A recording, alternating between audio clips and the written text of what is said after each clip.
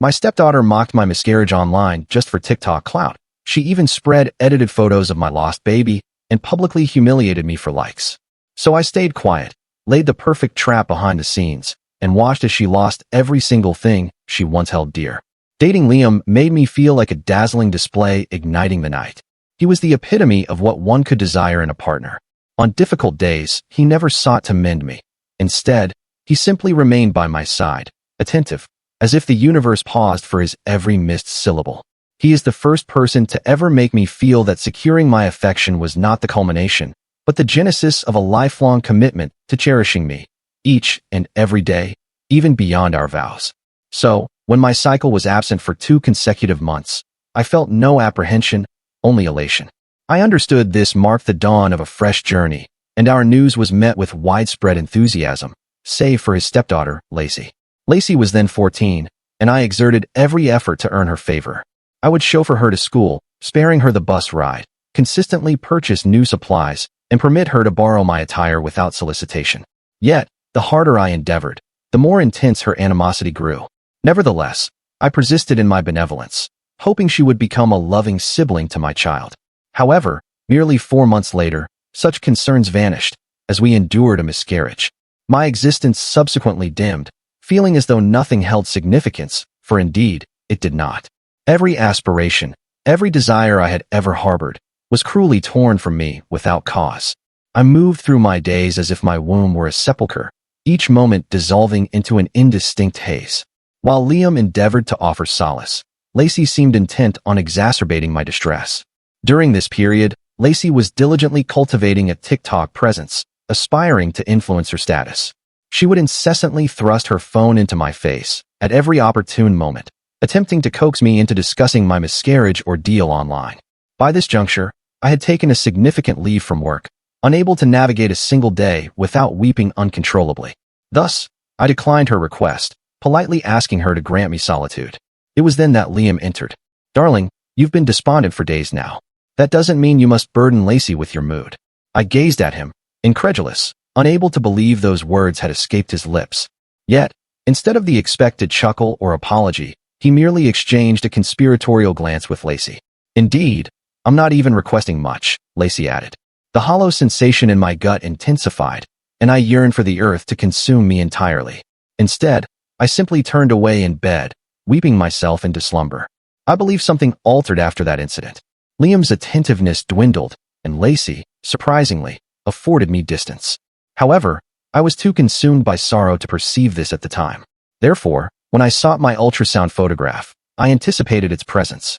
It was the sole tangible remnant of my infant daughter, and in the nascent stages of my anguish, I would gaze upon it, even converse with it, conveying my profound affection and yearning for her return.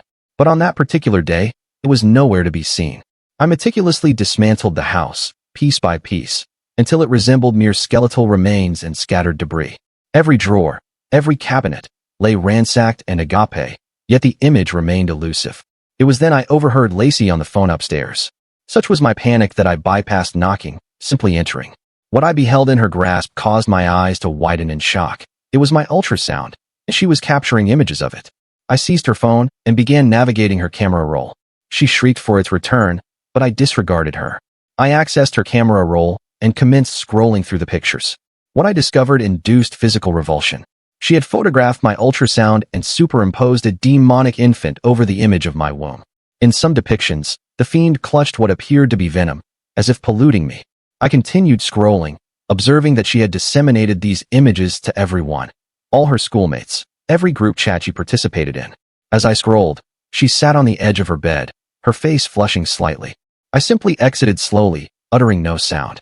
In fact, I remained silent for the subsequent few days, for I was devising a scheme, something sinister.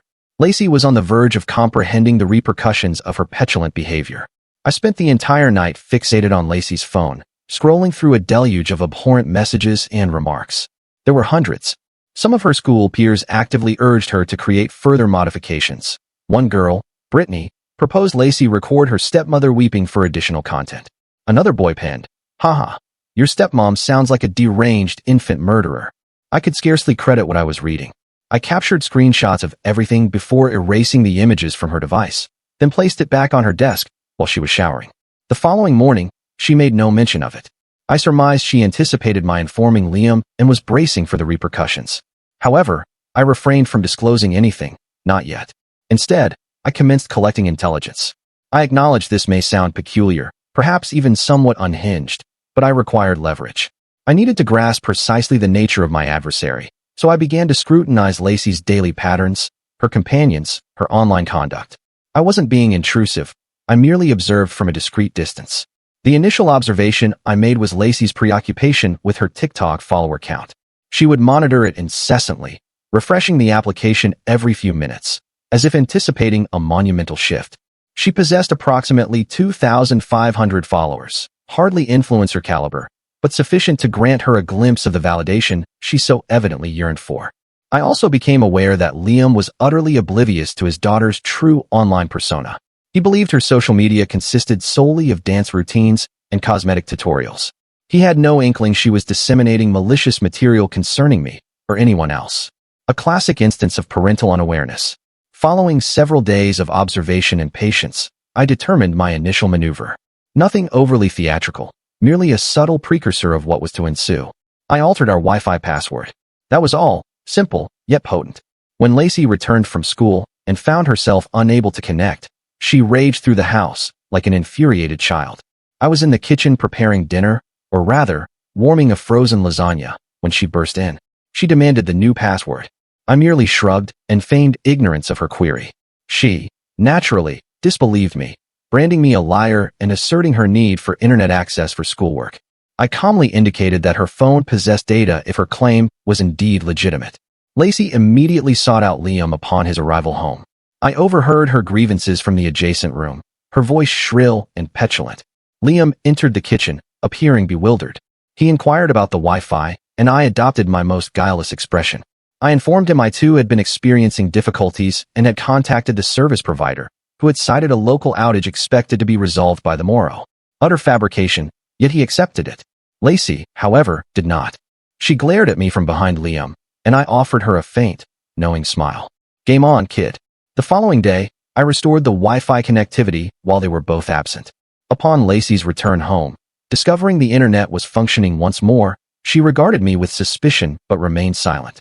That evening, I overheard her conversing with Liam, requesting a change to the Netflix password, convinced I was tampering with her watch list. I was not, but I relished her growing paranoia. Over the subsequent week, I engaged in minor acts of disruption, nothing substantial, merely enough to maintain her unease. Her possessions would be subtly relocated. Her preferred hooded sweatshirt would inexplicably appear in the laundry when she desired to wear it.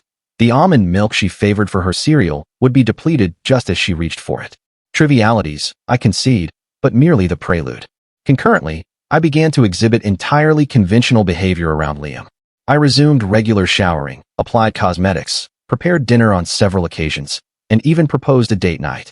He appeared relieved by my apparent recovery following the miscarriage. Little did he suspect, I was merely orchestrating the scene. Concurrently, I commenced accumulating more tangible proof of Lacey's online conduct. I established a fictitious TikTok profile and followed her, then created a second and replicated the process. Through these accounts, I could observe all her posts without her knowledge of my surveillance. What I discovered surpassed my expectations. The devil baby ultrasound was not an isolated incident. She had an entire collection of posts ridiculing me. In one video, she feigned weeping over a doll, then mockingly discarded it while laughing. In another, she utilized an audio clip concerning toxic stepmoms and displayed images of me from behind, unaware I was being filmed. She never revealed my face or uttered my name, yet it was unmistakably directed at me. The remarks on these videos were savage. Children possess an appalling capacity for cruelty. They hurled various insults, trivialized my miscarriage, and proposed methods for Lacey to exact vengeance upon me for ostensibly disrupting my life. Lacey reveled in this, responding with laughing emojis and contributing her own venomous comments. I downloaded every one of these videos and preserved the comments. Evidence, ammunition, call it what you will. By this juncture, roughly 2 weeks had elapsed since my discovery of the ultrasound in her chamber. I continued my minor acts of psychological manipulation, nothing verifiable, simply enough to foster her paranoia. However, I recognized the need to escalate my efforts. My chance arose when Liam mentioned an upcoming business excursion, 3 days in Chicago for a conference. He appeared apprehensive about leaving me unsupervised with Lacey, given my recent vulnerability. I reassured him of my improved state and that Lacey and I would manage. The evening prior to his departure, I made an elaborate display of how much I would miss him. I prepared his preferred meal, donned the blue dress he admired, the full 9 yards. Lacey observed us from across the dining table, idly pushing her food and rolling her eyes whenever Liam's gaze was diverted. After Liam retired, I remained awake, meticulously strategizing. I needed to maximize these 3 days. I desired Lacey to comprehend precisely the sensation of having something invaluable snatched away, of being ridiculed and disgraced when one is already at their most vulnerable. The following morning, I drove Liam to the airport. On my return, I paused at the shopping center and acquired a fresh ensemble, entirely distinct from my customary attire: dark denim, a band t-shirt of an unknown group, and a pair of robust boots. I also procured some temporary hair dye, a deep violet shade. If I intended to infiltrate Lacey's domain, I needed to assimilate. Upon my arrival home, Lacey was still at school. I immediately commenced my transformation. I tinted the tips of my hair purple, donned the new garments, and even applied some eyeliner. I appeared utterly transmuted, certainly not the uninteresting stepmother Lacey perpetually grumbled about. Then, I established my fictitious TikTok account with a new profile image, myself with my altered appearance, but augmented with a filter that imparted a more youthful look and sufficiently obscured my features to prevent Lacey's recognition. I dedicated the afternoon to analyzing the online discourse of Lacey's friends, their vernacular, their interests. By the time Lacey returned from school, I had reverted to my usual attire, my hair secured in a bun to conceal the violet tips. I behaved with complete normalcy, inquiring about her day and informing her I had ordered pizza for dinner, as Liam was absent. She seemed wary of my sudden amiability, but offered no comment. Following our meal, I waited until she had retreated to her room, door closed, before initiating my scheme. I changed back into my cool attire, released my purple-tipped hair, and began recording TikToks. I refrained from direct mention of Lacey. Instead, I created videos concerning a cruel girl at my school who harassed individuals online. I employed the identical editing aesthetic Lacey favored, the same musical selections, the same hashtags. I even alluded to certain inside jokes from her social circle, gleaned from my surveillance of their accounts. Then, I commenced following all of Lacey's friends from my fabricated profile. I commented on their videos, offering enthusiastic support and camaraderie. Within hours, most of them reciprocated the follow. By midnight, I had amassed nearly 200 followers, including several of Lacey's most intimate companions. The subsequent morning, I uploaded another video, this one more pointed. I discussed how this malicious girl had ridiculed someone who had suffered a miscarriage. I still omitted Lacey's name, but anyone acquainted with her would readily discern the connection. I concluded the video by posing the question of whether I should reveal this girl's conduct. The comments inundated the post. People were incensed, demanding to know the identity of this abhorrent individual. Some of Lacey's own friends remarked, "I think I know who you're talking about," and spill the tea, sis. I maintained my usual routine with Lacey that day, preparing her breakfast, offering to chauffeur her to school, behaving as if nothing untoward was occurring. She remained wary but seemed almost mollified that my retribution apparently consisted merely of being irritatingly pleasant to her. Little did she realize the online tempest that was brewing. By the time she returned from school, my fabricated account boasted over 500 followers, and my videos concerning the cruel girl had garnered thousands of views. I sensed something amiss, as she spent the entire evening sequestered in her room, engrossed in her phone, and I overheard her voice growing progressively more agitated as she conversed with someone. That night, I uploaded the concluding video in my series. I still refrained from naming Lacey, but I displayed a blurred screenshot of the Devil Baby ultrasound modification. I elaborated on the profound distress it inflicted upon the woman who had lost her infant. I inquired of my new followers if they deemed such conduct acceptable, if this was the sort of individual they wished to endorse online. The reaction was instantaneous and immense. People were appalled. They began unfollowing Lacey en masse, some even visiting her page to post comments condemning her. By morning, she had forfeited nearly half her followers. When Lacey awoke and examined her phone, I heard a shriek emanate from her bedroom. She descended the stairs, her face flushed with fury and mortification. She accused me of destroying her life. I merely feigned bewilderment, inquiring what she was referring to. She thrust her phone into my face, displaying the comments on her most recent video. Individuals branding her a bully, a lunatic, declaring their unfollows. Some even threatened to inform their parents or school counselors about her actions. I maintained my composure, simply shrugging and remarking that it appeared her deeds were finally catching up to her. She shrieked that I possessed no evidence, that I could prove nothing. It was then I retrieved my own phone and presented her with the screenshots I had captured from her device that night. The devil baby, alterations, the malicious comments, everything. Her face blanched.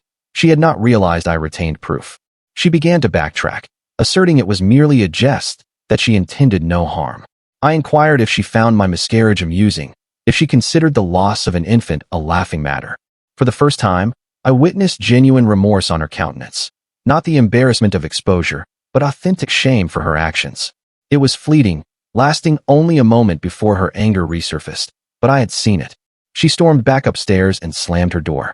I heard her weeping, yet I felt no pity, not after what she had done. This was merely the overture. That afternoon, I escalated my actions.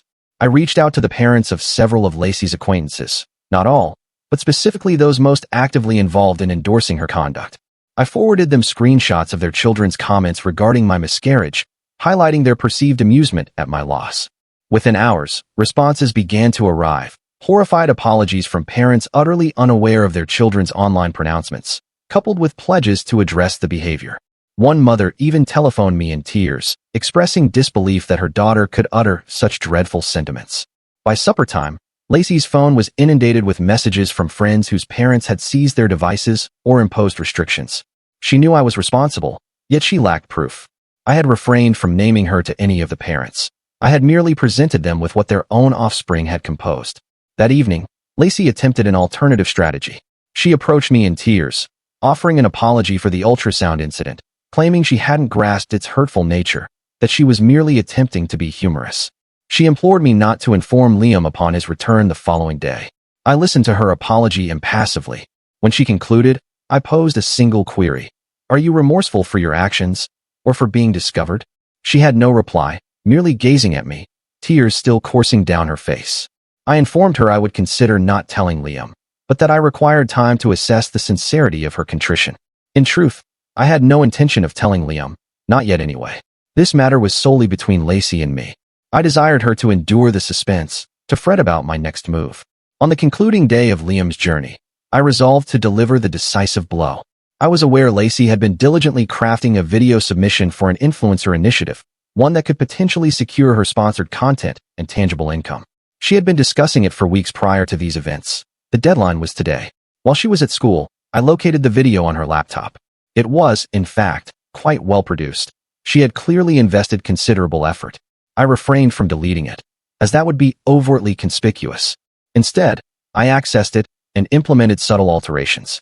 I adjusted the audio, causing it to be marginally out of synchronization with the visuals. I inserted a barely perceptible jump cut amidst her primary discourse, minor details that rendered the video appear amateurish, yet would not be immediately apparent to her during a cursory review before submission. Upon her return from school, she proceeded directly to her room to finalize her application. I heard her working on it, replaying the video multiple times. She failed to detect the issues I had introduced. They were sufficiently nuanced that she would require meticulous scrutiny to discern them. I heard her press submit around 6 p.m. She descended the stairs, appearing relieved and, for the first time in weeks, actually smiled at me. She informed me her application was submitted and expressed genuine pride in her work. I smiled in return, assuring her she had undoubtedly performed admirably. Guilt then assailed me, witnessing her so content and optimistic. For a fleeting moment, I questioned my actions. Was I descending to her level? Was I stooping to the behavior of a teenage girl? But then, I recalled the devil baby modification, the malicious comments, the manner in which she had attempted to capitalize on my sorrow for online notoriety. The guilt dissipated. Liam returned home late that evening, weary from his travels, but pleased to see us both. He remarked on our apparent harmony, noting how the house was not the battleground he had anticipated. If only he knew. The subsequent few days were remarkably tranquil. Lacey awaited news regarding her influencer application with trepidation, and I paused my campaign of retribution to reevaluate and strategize my next step. I even began to experience a slight alleviation of my grief over the miscarriage, not overcome, for I never would be, but the acute, persistent anguish had softened into a more tolerable ache. Then, Lacey received the email. I was in the kitchen when I heard a shriek from her room, not a furious cry this time, but one of utter devastation. She rushed downstairs, laptop clutched in hand, sobbing so profusely she could barely articulate words. She thrust the laptop at me. On the screen was an email from the influencer program. They were rejecting her application due to technical problems with the submitted video and reservations concerning her online conduct. They had included screenshots of her TikTok posts ridiculing my miscarriage, the very ones I believed I had erased. A chilling jolt coursed through me. This was not my doing. I had indeed tampered with her video, but I had not dispatched those screenshots to anyone. Someone else had reported her. Lacey was beside herself, accusing me of sabotaging her sole career opportunity. I denied it, truthfully for once, but she refused to believe me. She branded me a derogatory term, declared I would never be her true mother, and vowed perpetual hatred. Liam arrived home amidst her emotional breakdown. He glanced between us, confused and worried. Lacey immediately rushed to him, presenting the rejection email, but conveniently bypassing the section detailing her online conduct. Liam attempted to console her, assuring her it was merely one chance among many. It was then that Lacey delivered her bombshell. She informed him I had been undermining her for weeks, altering the Wi-Fi password, tampering with her belongings, turning her friends against her. I denied everything, truthfully this time, though some accusations held merit. I had not transmitted those screenshots to the influencer program. I had not instructed her friends to unfollow her. That had occurred organically once people discerned her true character. Liam regarded me with suspicion. He inquired if we could speak privately. I followed him to our bedroom, my heart racing. This was not the outcome I had envisioned. Once the door was shut, he turned to me with an expression I had never witnessed before. He directly asked if I had been interfering with Lacey. I began to deny it, but something in his gaze halted me. He disbelieved me, and why shouldn't he? Lacey was his daughter. I was merely the wife who had been behaving strangely since the loss of the baby. So, I altered my approach. I retrieved my phone and displayed the screenshots, the devil baby alterations, the malicious comments, the videos ridiculing my sorrow, all of it. His face cycled through a spectrum of emotions as he scrolled through the evidence. Disbelief, shock, anger, disappointment. Finally, he looked up at me, tears in his eyes. He apologized for his lack of faith, for failing to perceive Lacey's true online persona. He confessed he had no idea she could be so heartless. Then, he inquired if I had indeed been sabotaging her in retaliation. I admitted to certain aspects, the Wi-Fi password, the minor irritations, the fabricated TikTok account. I omitted mention of tampering with her application video. That felt like a confession too far. Liam sank heavily onto the bed, appearing suddenly depleted, as if the burden of everything was crushing him. He confessed he was at a loss, unsure how to manage the situation. Lacey remained his daughter, yet her actions were indefensible. I sat beside him and clasped his hand. I assured him I understood she was his child and that I did not expect him to choose between us. I simply wished for her to grasp that conduct bears consequences, that she could not treat others in such a manner without repercussions. He nodded slowly, then rose. He stated he needed to speak with Lacey privately. I concurred, though a part of me dreaded what she might utter to him, how she might distort events to portray herself as the victim once more. I remained in our room while they conversed in hers. I could discern their voices through the wall, his low and grave, hers high and defensive, then dissolving into sobs. The discussion endured for over an hour. When Liam finally returned, he appeared exhausted but resolute. He informed me he had presented Lacey with the screenshots, compelling her to comprehend that he was aware of her every action. He stated she had eventually capitulated and confessed to everything, plus other matters I had been oblivious to.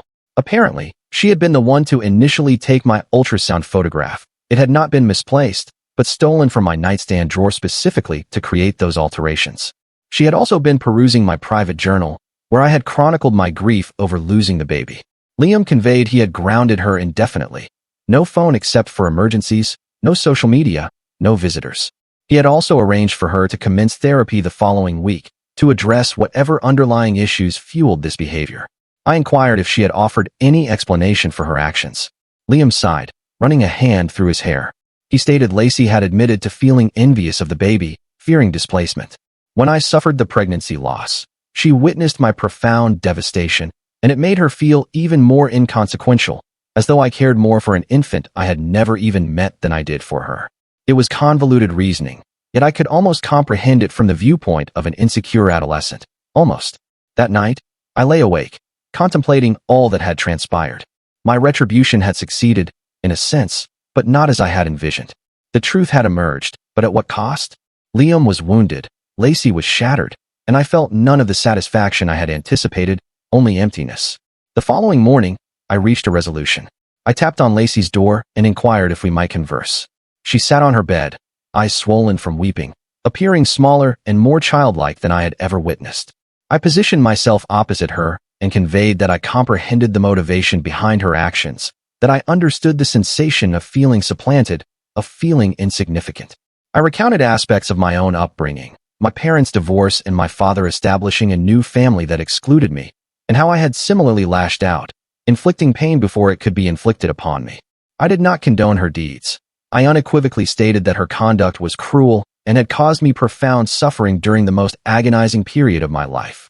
However, I also informed her that I was prepared to begin anew, if she was, and that perhaps we could strive for a deeper mutual understanding. She spoke little, merely nodding intermittently and wiping away tears. When I concluded speaking, she gazed up at me with eyes mirroring Liam's and uttered something I had never anticipated. "I am truly sorry about your baby. I genuinely am." It was modest, yet it signified a commencement, a minuscule fissure in the barrier between us. I departed her room feeling inexplicably lighter. The sorrow of losing my infant persisted, and always would, but the dark, engulfing desire for retribution had dissipated. In its stead lay something delicate yet promising, the prospect that some good might emerge from all this anguish. That afternoon, I purged my fabricated TikTok account and all the screenshots, save for one, the original ultrasound photograph, which I printed and returned to my nightstand drawer. Some things warrant preservation, even if their contemplation brings pain. Liam arrived home early that day. He discovered me in the kitchen, commencing dinner preparations, an activity I had not undertaken since before the miscarriage. He embraced me from behind, simply holding me for an extended moment. "Will we be all right?" he murmured against my hair. I turned in his arms and met his gaze, the man I had fallen in love with, the man who had faltered when I most needed him, but who now sought to rectify matters. "I don't know," I replied candidly, "but I wish to try." And I truly meant it.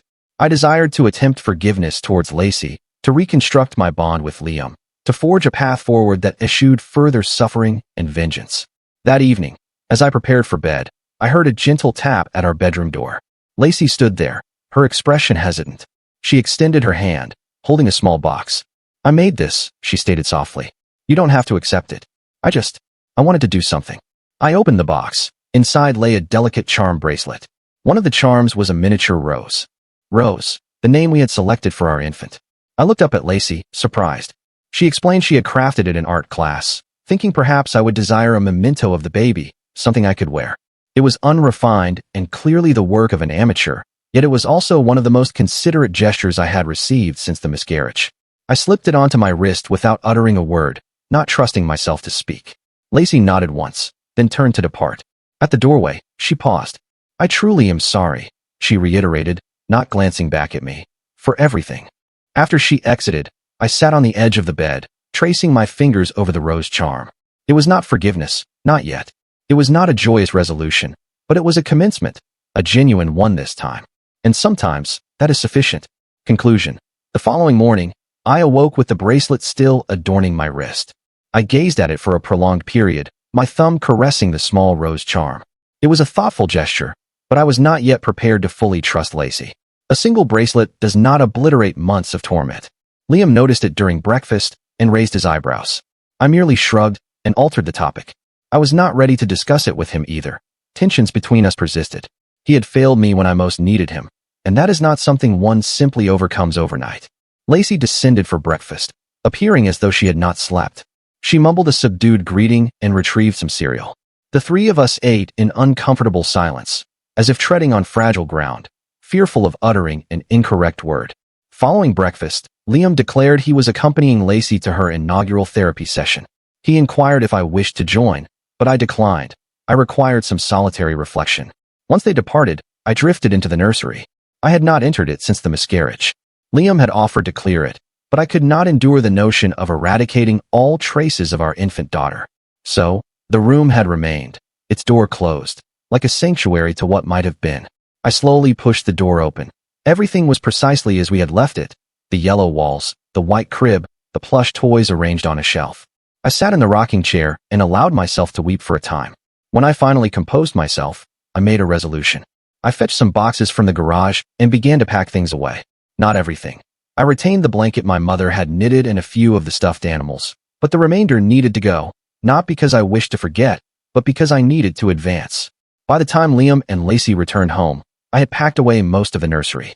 Liam found me seated on the floor, encircled by boxes. He said nothing, simply sat beside me and draped his arm around my shoulders. "How was therapy?"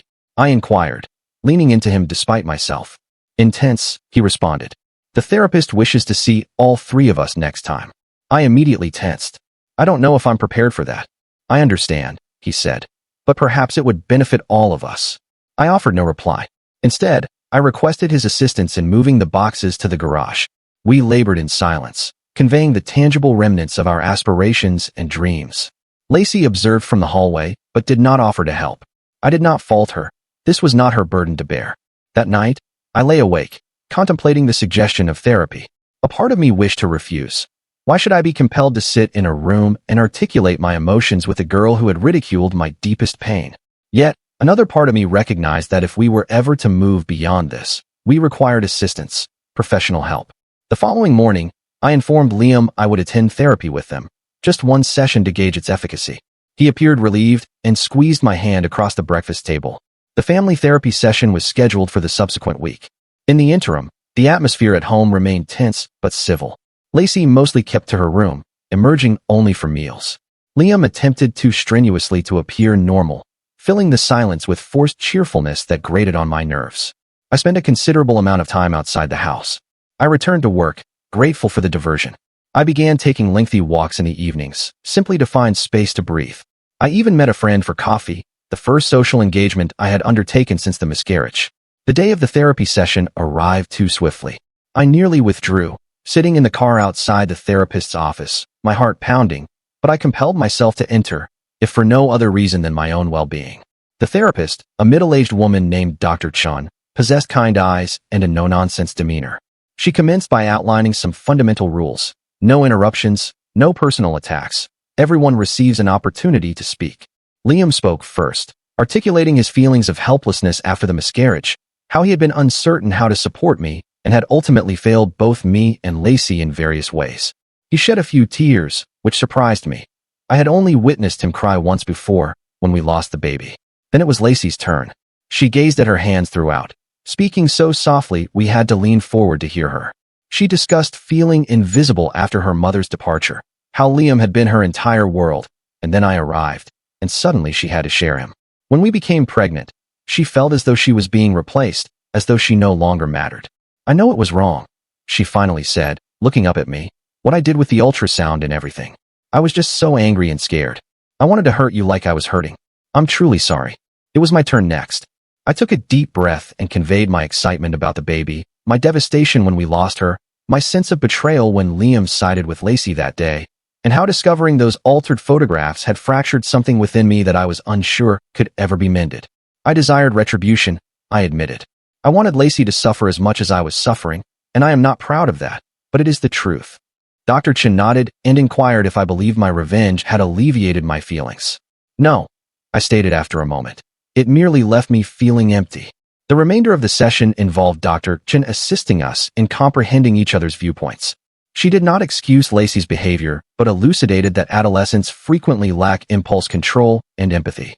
She informed Liam he needed to assume greater parental responsibility and be more cognizant of his daughter's online activities. And she informed me that my grief was valid, but wielding it as a weapon would only cause me further harm in the long run. We departed the session emotionally drained, yet with a fraction more understanding. Dr. Chun provided us with communication exercises to practice at home and scheduled another session for the subsequent week. That night, Lacey again tapped on our bedroom door. This time, she carried her laptop. She inquired if she could show me something. I hesitated but ultimately nodded. She opened her laptop and navigated to her TikTok account. She had posted a new video, her first since the entire ordeal unfolded. In it, she sat on her bed, looking directly into the camera. "I made a mistake," she stated in the video. "I did something truly cruel to someone who was already suffering, and I am ashamed of myself." I am not naming names or providing specifics, because this is not about seeking attention or sympathy. It is about acknowledging my errors. If you have ever bullied someone or found amusement in another's pain, please pause and consider the harm you are inflicting. It is neither humorous nor admirable. It is simply malicious. The video had already garnered thousands of views. The comments were predominantly supportive, commending her for accepting responsibility. Some of her former friends had even commented, admitting their error in encouraging her behavior. I looked at Lacey, genuinely taken aback. "You didn't have to do that," I remarked. She shrugged, avoiding my gaze. "Yes, I did." Dr. Chun had said, "Part of making amends is publicly acknowledging when you've hurt someone, especially if you hurt them publicly." It was not an instantaneous remedy. One apology video did not erase everything that had transpired, but it represented a genuine stride in the right direction. Over the subsequent weeks, we continued with therapy, encompassing both family and individual sessions. Slowly, painfully, we began to reconstruct. Liam became more present, more attuned to both my needs and Lacey's. Lacey commenced making an effort to connect with me in small ways, inquiring about my day, assisting with dinner without prompting, granting me space when I required it. I found myself gradually softening towards her, piece by piece. Not precisely forgiving, not yet, but opening to the possibility that we might eventually discover a path forward. One evening, approximately a month after that initial therapy session, I was preparing dinner when Lacey entered the kitchen and inquired if she could assist. I handed her some vegetables to chop. We worked side by side in comfortable silence for a while, then she spoke. "I found something online I thought might help you. It's a support group for women who've had miscarriages. They meet at the community center on Thursdays." I nearly nicked my finger in surprise. "Oh, thank you. I'll look into it. I could accompany you," she offered hesitantly, "if you wish. Or not, whatever you prefer." The former me would have instantly rejected the offer, but I was striving to be better, to meet her halfway. "Perhaps, let me consider it." She nodded and resumed chopping carrots. I did ultimately attend the support group, though I went alone the first time. It was both more challenging and more beneficial than I had anticipated. Being in a room filled with women who precisely understood my ordeal was incredibly potent. I wept through most of the meeting, but for once, they were tears of healing. I returned the following week, and the week after that. The third time, I allowed Lacey to accompany me. She sat quietly at the back, simply listening. Afterward, she said little, merely squeezing my hand on the drive home. Liam noticed the shift between us. He commented on it one night as we prepared for bed. "You two seem better," he said cautiously. "We're working on it," I replied. And we were. It was not flawless. We still experienced difficult days, days when grief would strike me like a powerful blow, and I would withdraw, days when Lacey would revert to her defensive teenage demeanor, days when Liam would utter the wrong thing and provoke both of us. But we were trying, all three of us. Approximately 3 months after the events transpired, I found myself once more in the vacant nursery. We had relocated all the boxes to a storage facility, but had not yet determined the room's purpose. It felt improper to simply convert it into a guest room or home office. Lacey discovered me there, gazing at the yellow walls. "What are you contemplating?" she inquired, leaning against the doorframe. "Just pondering what to do with this area," I replied. She remained silent for a moment, then proposed. "What about a memorial? Not like a sorrowful shrine, but perhaps a reading nook or something similar. A tranquil place where you can go to remember her." I regarded her, again surprised by her perceptiveness. "That's actually a truly excellent idea," I said. She shrugged, but I could discern her satisfaction. "I could assist if you wish." "I would like that," I stated, and I meant it. We dedicated the subsequent weekends to transforming the room together. We repainted the yellow walls with a gentle blue hue. We installed a comfortable window seat, flanked by bookshelves. We adorned the walls with understated artwork, nothing overtly infant-related, simply serene landscapes. In one corner, we positioned a small table bearing a vase for fresh flowers. The sole explicit recognition of the room's original intention was a small wooden box situated on one of the shelves. Inside, I kept the ultrasound photograph, the bracelet Lacey had fashioned for me, and a few other mementos, not concealed, yet not the central focus. The day we completed the room, all three of us stood in the doorway, admiring our collective effort. Liam embraced both of us, and for once, it felt neither forced nor uncomfortable.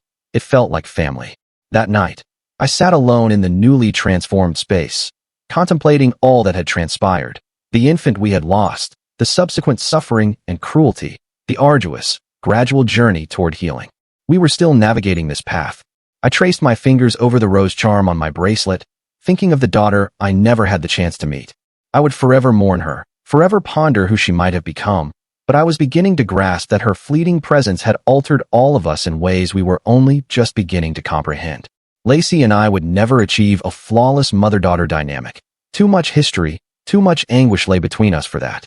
Yet, we were constructing something novel, something founded on hard-won comprehension and mutual esteem. It was not what I had envisioned when I wed Liam, but it was authentic, and maybe that was sufficient.